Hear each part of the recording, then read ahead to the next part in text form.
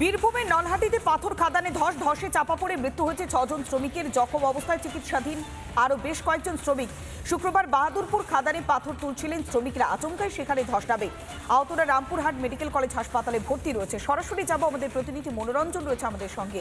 মনোরঞ্জন, 6 জনের মৃত্যু হয়েছে, বেশ কয়েকজন শ্রমিক এখনো পর্যন্ত চিকিৎসাধীন রয়েছেন, তাদের শারীরিক অবস্থা কেমন রয়েছে?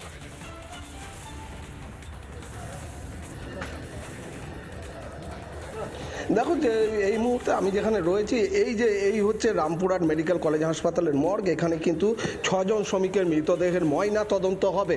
ইতিমধ্যে বাড়ির আত্মীয় পরিজন তারা কিন্তু আসতে শুরু করেছেন। আমি একটু তাদের সাথে কথা বলার চেষ্টা করব যে তারা ঠিক কি বলছেন। দাদা, কি বলবেন, গতকালের ঘটনা কিভাবে ঘটলো, কি জানতে পারলেন? কি আর বলবো, এটা একটা মর্মান্তিক দুর্ঘটনা আর কি। আপনার কে আছে? আমার একটা ভাই আছে। আচ্ছা, কি হয়েছিল, কিভাবে জানতে পারেন? ধস পড়ে গেছিল খাদান থেকে। আচ্ছা, হ্যাঁ। দিয়ে তারপর কি হলো? ধস পড়ার সঙ্গে সঙ্গে ধরেন যিনারাই ছিল, অনেকজনই ছিল, তার মধ্যে 6 জন মারা গিয়েছে, আর কিছু কিছু বেঁচেছে, কিছু আহত আছে, এগুলোই আর কি। মানে কি এরা কি খাদানে কাজ করছিল, ডিল করছিল? শ্রমিক করে, হ্যাঁ, ডিল করছিল।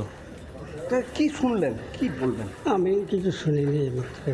বলছি গতকালের ঘটনায় আমি আমি আমি আরও 2-1 জনের সাথে কথা বলার চেষ্টা করব এবং তাদের সাথে কথা বলার চেষ্টা করব একটু, যে তারা প্রত্যেকে এসেছেন, প্রত্যেকে কিন্তু শোকস্তব্ধ, কারণ 6 জনের মৃত্যু হয়ে গিয়েছে এই ঘটনায়।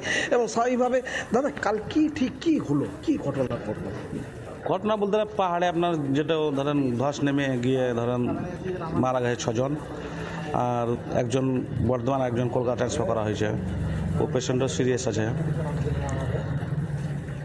এই যে কাজ করা হচ্ছে, যে এত শ্রমিক কাজ করছে, কারোর তো কোনো সেফটি সিকিউরিটি? না, সেফটি তো এই পাহাড়ে কোনো সেফটি লাইসেন্সই তো নাই, বিনা লাইসেন্স সব খাদান যা ইচ্ছা তাভাবে চালাচ্ছে। ধরেন যা ইচ্ছা যেভাবে চালাতে পারছে তখন চালাচ্ছে।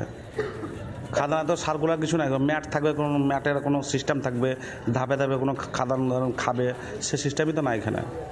যেমন অন্যান্য যেমন রাজগ্রামে আছে বা অন্যান্য পাহাড়ে আছে, নহাটি পাহাড়ে হচ্ছে সিস্টেমই নাই। 100-150 ফুট ধরেন ডিয়ার নেমে ধরেন মাল খেছে।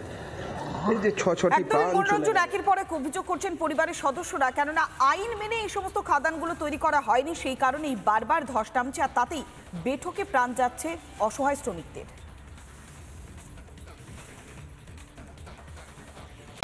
নানা ধরনের কন্টেন্ট দেখার জন্য লাইক করুন, শেয়ার করুন আমাদের ফেসবুক পেজ, সাবস্ক্রাইব করুন আমাদের ইউটিউব চ্যানেল। পাশাপাশি অন্যান্য ব্রেকিং নিউজের জন্য অবশ্যই চোখ রাখুন রিপাবলিক বাংলায়।